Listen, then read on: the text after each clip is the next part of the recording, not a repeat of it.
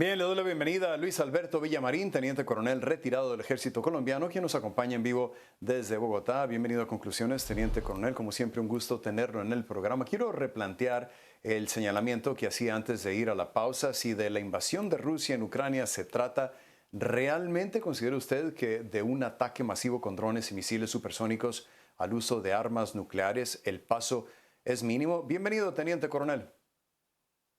Buenas noches, Rafael. Muchas gracias por la invitación y por tenerme en su programa.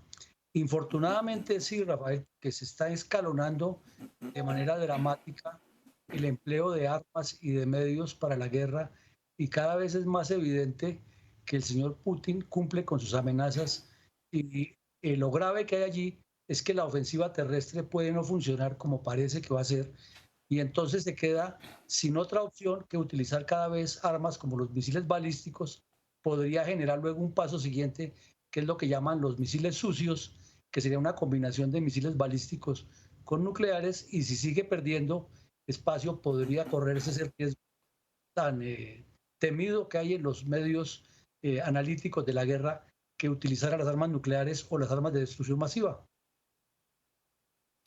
Ya lo mencionábamos anteriormente, Teniente Coronel, Rusia lanzó 84 misiles que tenían como objetivo la infraestructura de Ucrania y entre estos misiles había 6 balísticos que precisamente por tener esa característica no pudieron ser derribados por las defensas aéreas de Ucrania. Teniente Coronel, ¿cuál es la capacidad de Rusia de mantener este ritmo de ataque? Se ha especulado mucho, Rafael. Se publicó hoy en los medios por varias fuentes que solo tiene 50 misiles de esos disponibles y que utilizó 6, pero no está probado. Y si el señor da el paso es porque está jugando un riesgo grande, ya que él sabe que utilizar esas armas y acabar con un depósito, con una reserva, lo dejaría en condiciones muy débiles frente a una un potencial incremento del conflicto. Por eso no nos podemos confiar simplemente en ese informe de inteligencia, porque no sabemos lo que está Sí. pasando dentro de Rusia.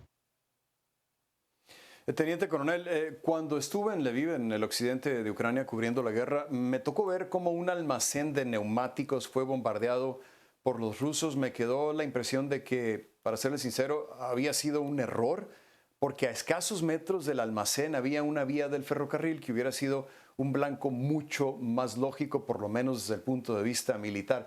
Lo mismo hemos visto en otras partes del país, Teniente Coronel. ¿Qué nos dice esta situación de las Fuerzas Armadas de Rusia? Porque la nueva tecnología que se utiliza para golpear estos objetivos requiere que en tierra haya lo que se llama un oficial, un observador adelantado que da las coordenadas exactas. Y ellos la están tomando por la carta o por aerofotografía y no es exacta. La otra es que estos misiles que tiene Rusia son tan sensibles en sus colas que le dan el giro y le dan la velocidad, que cualquier defecto o cualquier proceso mal hecho durante el ejercicio de lanzarlo lo puede desviar por metros, pero si usted apunta que golpeó muy cerca del ferrocarril, la información sí era exacta. Fue mal operado el misil. Sí, ciertamente. Y la distancia fue realmente pequeña, fue cuestión de metros. Ahora, el presidente de Ucrania, Volodymyr Zelensky, no sé si lo alcanzó a escuchar, teniente coronel, dijo en entrevista exclusiva con CNN que no puede imaginar reunirse con el presidente de Rusia, Vladimir Putin, ya que no puede confiar en él. ¿Significa esta declaración que el conflicto va para largo? Infortunadamente sí, Rafael, porque las posiciones son completamente antagónicas. Putin parte del principio de que Ucrania es de Rusia y obviamente pues Zelensky tiene que defender a su país y está convencido que la única solución es que Rusia desocupe toda Ucrania, inclusive Crimea, y que pague por los daños y que además sean judicializados en una corte internacional. O sea que son posiciones excluyentes que solo conducen a que la guerra se prolongue. Quiero regresar con lo que comentaba hace unos momentos, Teniente Coronel, el riesgo de que esto se convierta en un conflicto aún mayor. Si Rusia empieza a utilizar armas sucias, ¿estaríamos hablando ya de una tercera guerra mundial? ¿Sería inevitable que Estados Unidos, que Occidente, que los aliados se lancen también en forma nuclear contra Rusia? Claro, claro, Rafael, porque resulta que si el señor Putin procede a destruir, por ejemplo, la central de Zaporizhia, que tiene bastante posibilidad de irradiar en caso de que no tenga la refrigeración necesaria para los generadores, ya está causando una crisis gravísima nuclear. Y si utiliza o armas sucias o armas nucleares tácticas, pues obliga a una respuesta muy fuerte, que no sería nuclear inicialmente, pero sería contra Rusia y se desencadenaría la guerra con unas medidas imprevisibles.